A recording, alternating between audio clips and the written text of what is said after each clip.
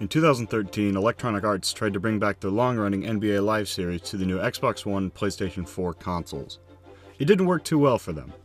Now that series started back on the Sega Genesis in 1994, but it was preceded by EA's original NBA franchise, which is hard to refer to on a general level, so we'll say Western Conference team name versus Eastern Conference team name and the NBA playoffs. Actually, in two cases, they threw that whole idea out the window, so just understand that the game I'm looking at right now is the 1990 edition and the original Lakers vs. Celtics. Since it's the first entry in the series, I have to give it some leeway. You can't get everything right the first time, and I don't expect it to be that way. However, I do expect something playable and relatively similar to the actual sport of basketball. To understand that, you must understand what makes basketball so popular. Part of it is the speed of the game, which is why certain games use names like run and gun or hang time as titles. You think basketball, you think of running, essentially. And there's the problem with Lakers vs. Celtics. It's slow. It's so very, very slow. Along with that, it doesn't play like actual basketball.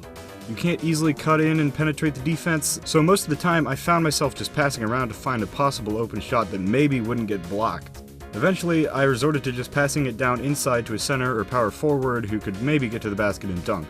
That works pretty well, so I adopted that strategy for most of the rest of the games I played. The next biggest problem with the game is the fact that nothing really works like it should. Players make shots with men right in their face and miss wide open ones. The defense is always running the full court press. Steals tend to happen at random. Typically, very good shooters will have 50% chances at making anything. Even the fastest players can't outrun their defenders, and at the end of my first 12-minute quarter in one game, the score was 52-45. Passes don't get intercepted, so if you just try to pass immediately as you inbound the ball, you'll end up with a close shot at the basket. Fouls only result in free throws regardless of the circumstance, and those free throws have very little continuity as well, by the way. There's no meter or any way to determine how you're going to make that free throw.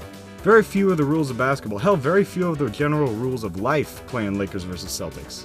On top of all that, you're assaulted with this vague hip-hop kind of soundtrack that never ceases.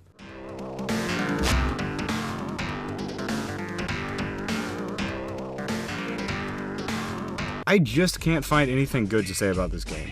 There's even a problem with the number of teams, only 8, not counting the 2 All-Star teams. The only redeeming factor is that the real, in the flesh, actual Michael Jordan and Charles Barkley are playable, but you can't tell it's them by their on-court play, so what's the point?